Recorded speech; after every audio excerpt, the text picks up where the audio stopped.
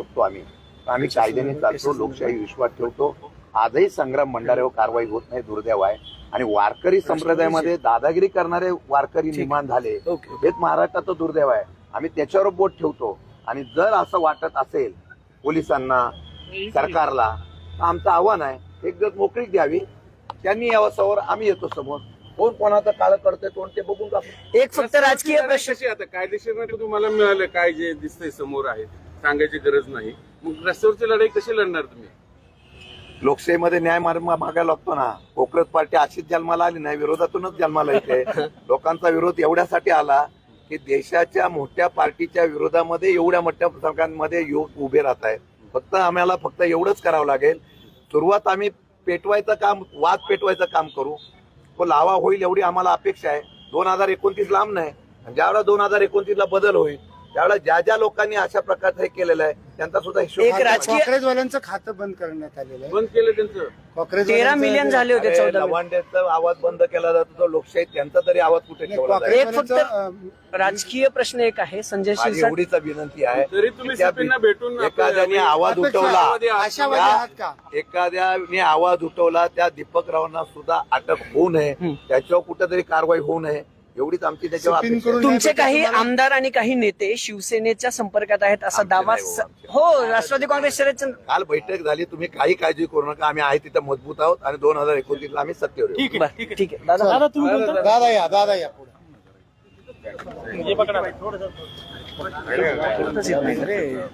थांबा, मी पण इकडे जातो, 1 मिनिट. हा तू जा. लक्ष्मण इकडे नाही येणार.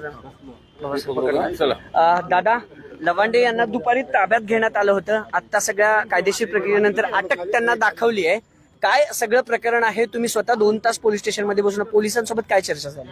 एक तर हे प्रकरण कुठं सुरू झालं हे आपण सगळ्यांनी समजून घेतलं पाहिजे. महाराष्ट्रामध्ये वारकरी संप्रदाय असल्यामुळे आपल्या या महाराष्ट्रामध्ये एकोपा आहे आणि बंधुभाव आहे.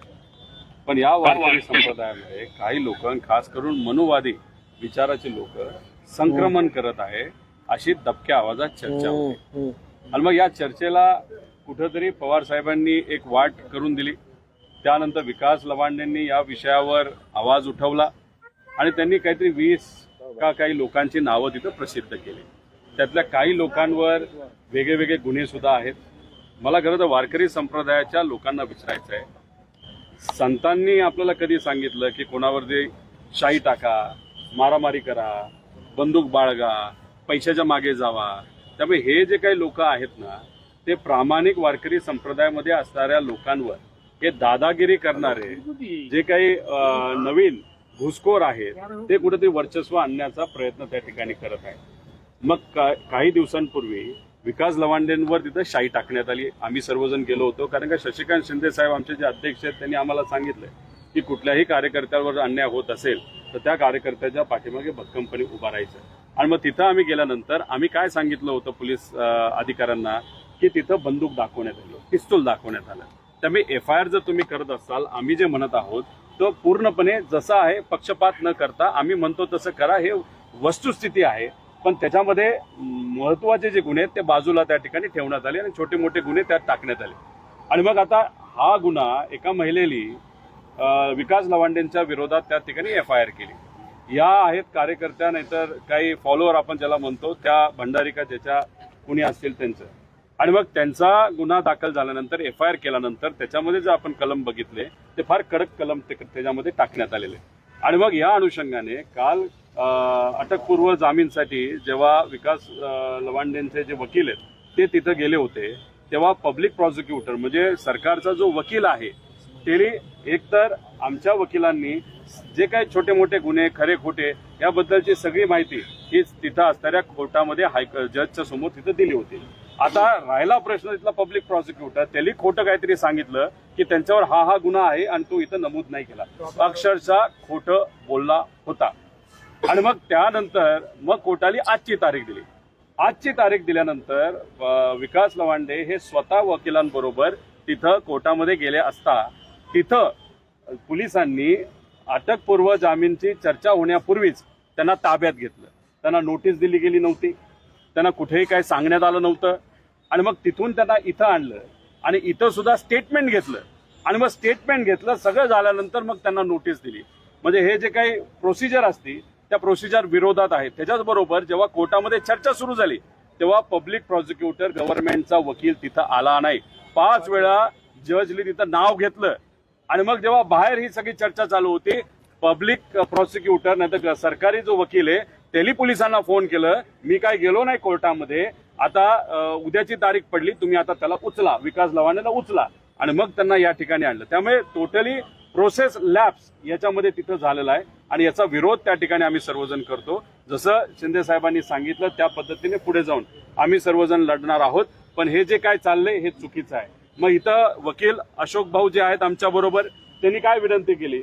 त्यांनी विनंती केली छत्रपती शिवाजी महाराज, महात्मा फुले, क्रांतीज्योती सावित्रीबाई फुले, डॉक्टर बाबासाहेब आंबेडकर, तसंच तुकोबाराया असतील, त्याच्याचबरोबर आमचे ज्ञानोबा महाराज असतील, यांच्याबद्दल ज्या ज्या लोकांनी जे जे काही आक्षेपार्ह बोललं आहे, कारण का आम्हाला पीआयनी काय सांगितलं की आम्ही पक्षपात करत नाही. मग आम्ही म्हणलं की ठीक आहे, आम्ही नॉर्मल नागरिक आहोत, महामानव हे आमच्यासारखे देवतासारखे असतात, तर तुम्ही आमची एफआयआर त्या ठिकाणी घ्या. ते म्हणले आम्ही एफआयआर घेऊ शकत नाही. मग तुम्ही एकाला वेगळा नाही आणि दुसऱ्याला वेगळा नाही, हे कितपत योग्य आहे? त्यामुळे पूर्णपणे सरकारी यंत्रणेच्या माध्यमातून पोलीस प्रशासनाच्या मदतीने हा पक्षपात केला जातोय, भेदभाव केला जातोय आणि अशा पद्धतीने जे बोलणारे कार्यकर्ते त्यांच्यावर कुठेतरी कारवाई होत चाललेली, आवाज दाबण्याचा प्रयत्न केला जातोय, हे निषेधार्ह आहे असं आमचं सगळ्यांचं मत. दादा, आर्टिकल 19चं दमन नाही का ही जी आताची कारवाई आहे? आर्टिकल 19 फ्रीडम ऑफ एक्सप्रेशनचं दमन नाही? 100% ना. मग या सगळ्या गोष्टी खरं तर तुम्ही बघितल्या तर फ्रीडम ऑफ स्पीच म्हणजे आम्हाला जो अधिकार त्या ठिकाणी दिला आहे त्या अधिकाराला कुठेतरी गदा आणण्याचा प्रयत्न तिथं केला गेलाय. मगाशी तुम्ही प्रश्न विचारत असताना हे कुठली तरी सोशल मीडियावर काँग्रेस जनता पार्टी असं काहीतरी एक सोशल मीडियावर काहीतरी चाललंय, त्यांच्यावर सुद्धा कारवाई त्या ठिकाणी सुरू झाल्या, ते बंद पाडण्याचा प्रयत्न तिथं केला जातोय. आणि जे कोणी संपादक असतील नाही तर जो कोणी माणूस असेल त्याचं जर पूर्णपणे तुम्ही तिथं ऐकलं तो हेच म्हणतोय की जी व्यक्ती बोलायला प्रयत्न करते, व्यक्त होण्याचा प्रयत्न करते, त्यांचा गळा दाबण्याचा प्रयत्न हा सरकारी यंत्रणेच्या मदतीने तिथं केला जातो. दादा, एकीकडे भंडारे मोकट आहे ज्यांनी शाही फेक केली. सरकारला भीती वाटते काँग्रेसची? आता गेले किती 30 वर्ष भाजप हा पक्ष असताना गेल्या 20 वर्षामध्ये सोशल मीडियाचं काही प्रमाणात वारं जरा वाढल्यानंतर हे 8.5 कोटीपर्यंत तिथं 85 लाखापर्यंत कुठेतरी पोहोचले होते. आणि काँग्रेस जनता पार्टी सामान्य लोकांचा आवाज म्हणजे ते सोशल मीडियाचे ते गेलं कुठेतरी 13 मिलियन पर्यंत. म्हणजे कुठं ना कुठेतरी भाजपला क्रॉस करून ते सुद्धा 6 दिवसात, एका बाजूला आहे 20 वर्ष, 6 दिवसात जर पुढे जात असेल तर धाबे तर धनणार ना, घाबरणार ना. आणि पहिला जो व्हिडिओ टाकलाय तो कुठेतरी नीटच्या बाबतीतला म्हणजे सामान्य लोकांचेच प्रश्न ते त्या ठिकाणी मांडतायत. कुठेतरी हे सरकार या सोशल मीडिया अकाउंटला घाबरलंय. आणि एक अभिमानाची गोष्ट आहे की जो सोशल मीडिया अकाउंट चालवणारा माणूस आहे तो मराठी माणूस आहे. म्हणजे दिल्लीसोबत महाराष्ट्र कधी झुकत नाही हे अनेक वेळा दाखवून दिलेलं आहे शिवाजी महाराजांपासून सगळ्यांनी. तर आता ह्याच्यामध्ये सुद्धा एका मराठी माणसाने जे अकाउंट चालू केलं आणि अख्ख्या भारतात त्या अकाउंटला स्वीकारण्यात आलं, हे फार महत्वाचं. दादा, एक राजकीय प्रश्न आहे. तुम्ही एसपी ऑफिसला एक प्रेस घेतली होती, त्यावेळेस तुम्ही सांगितलं होतं की राष्ट्रवादी काँग्रेस म्हणजे अजितदादांचे 20 ते 22 आमदार भाजपसोबत जातील. आता शिरसाटांनी असा दावा केलाय की राष्ट्रवादी काँग्रेसचे आमदार फुटणार, म्हणजे तुमच्या दाव्याला त्यांनी दुजोरा दिलाय. राजकीय हालचाली सुरू आहेत पक्षात असं वाटते त्यांच्या पक्षात? राष्ट्रवादी कुठली असं सांगितलं का त्यांनी? अजित पवारांचे आमदार फुटणार असं म्हणाले ते. मग बघा आता पक्ष सत्तेत कोण आहे? आम्ही तर नाही, आम्ही विरोधात आहे. आम्ही विरोधात असताना आम्ही जे काही त्या ठिकाणी बोलतोय त्याच्यावर काही लोक टीका करतायत. आता मित्र पक्षच बोलायला लागल्यानंतर कुठेतरी आम्ही बोलतो ते पुराव्यासकटच बोलतो हे कुठेतरी त्या ठिकाणी सिद्ध होत आहे. उमेश पाटीलांनी तुमचा उल्लेख बारामतीवर आलेला पाणगुळ असं शब्द नाही, बघा काही लोक इकडे जातील, काही लोक तिकडे जातील, त्यामुळे त्याच्याच बरोबर त्यांच्या पक्षातले सुद्धा भाजपमध्ये जातील, बरंच काय होणार आहे. पण भाजप कुठेही हल्ला करत असताना 29च्या आधी करेल ना ते इलेक्शनच्या आधी करेल. शिंदे साहेबांनी थोडीशी घाई केली. ठाण्यात त्यांनी अजितदादांच्या पक्षातल्या काही लोकांना फोडायला सुद्धा तिथं सुरू केलेलं आहे. उमेश पाटील सातत्याने तुमच्यावर टीका करतात राष्ट्रवादीचं, त्यांच्यापर्यंत जात नाही का?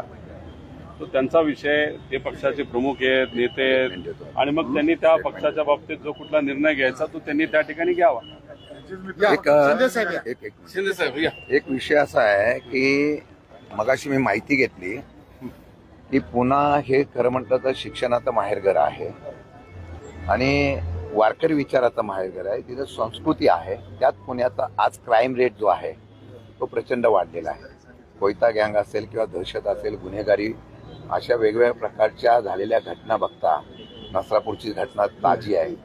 कमिशनर काय करतं मला कळत नाही की आज जर बघितलं तर अमित शहा गृहमंत्री आहेत, त्यांनी सांगितलेलं आहे की या देशामध्ये जी काही शहर आहेत जी क्राईम रेटवर आहे त्यामध्ये पुन्हा 5वं आहे. म्हणजे याचा अर्थ असा आहे की पुण्यामध्ये पोलीस यंत्रणा क्राईम रेट कमी करायला कमी पडते आहे.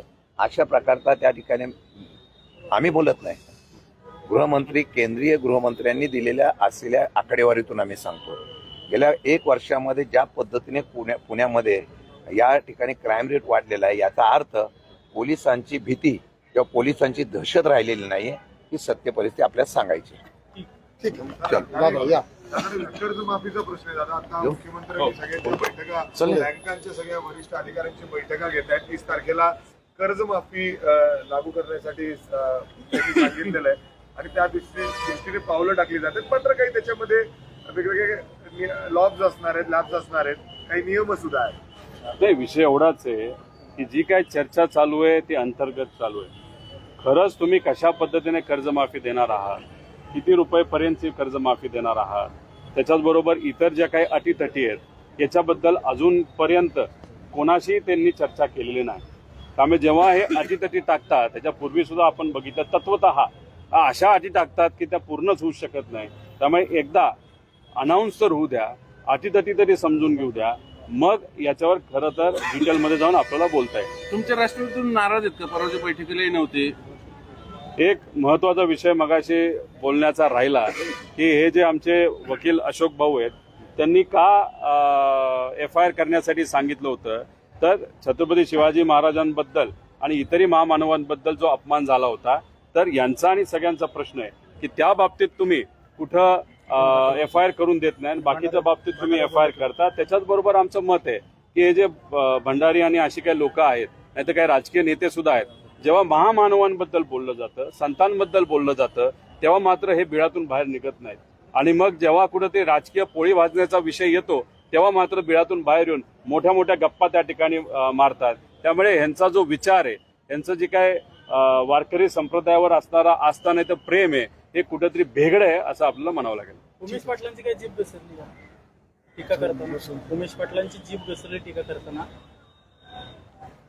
नाही, बघा विषय एवढा आहे, काय झालंय, माझ्यावर बोललं की बातम्या होतात, त्यामुळे चटरपटर ज्यांना कोणी गावात ओळखत नाही असे लोक जरा जास्तच बोलायला लागलेले आहेत. आणि मग अशी लोक जास्त बोलायला लागली आणि मी त्यांच्या लेवलला गेलो तर बौद्धिक क्षमता माझी कुठेतरी खाली गेली असं मला वाटेल. त्यांना कोण पुढे करते का? हा अंगणमध्ये पण काय त्यांचा पराभव झाला. अजून दुसरा प्रश्न आहे? नाही, नाराजीचं काय तुमच्या? कुठली नाराजी आहे? परवाच्या बैठकीला नव्हते. आता शशिकांत शिंदे साहेबांबरोबर आज इथं आलो. पाण्याचा प्रश्न कसा असतो की लगेचच्या लगेच तो सोडवला पाहिजे, कारण का पाणी जर वेळेवर सुटलं नाही तर मग पुढे होणारं नुकसान खूप मोठ्या प्रमाणात असतं. सुटलेलं पाणी जर थांबवलं असेल त्यामुळे सुद्धा मोठ्या प्रमाणात बाष्पीकरण आणि याचा नुकसान तिथं होत असतं. त्यामुळे पाण्याचा प्रश्न लगेचच्या लगेच हाताळणं महत्वाचं असल्यामुळे काल मी म्हणजे परवा मुंबईत होतो, परवा रात्री मी पुण्यात आलो आणि मग तो हाताळला विषय आणि तो मार्गीही लावला. तो अशा पद्धतीने मार्गी लावलाय की इंदापूर असेल, बारामती असेल, दौंड असेल आणि पुरंदर असेल, अशा 4 तालुक्याला या कालच्या जे आमचं भांडण झालं, संघर्ष झाला, त्याचा फायदा होणार आहे. त्याचं कारण असं की आता खडकवासल्याची जी वाहन क्षमता आहे कालव्याची ती 1000 वर आलेली आहे. ती खरंच 1400 वर आहे. ती जर 1300-1400 वर गेली, 4ही तालुक्याचा प्रश्न त्या ठिकाणी संपेल. त्या अनुषंगाने त्यांच्यासाठी लढण्यासाठी आलो होतो, बाकी दुसरा कुठलाही विषय नव्हता.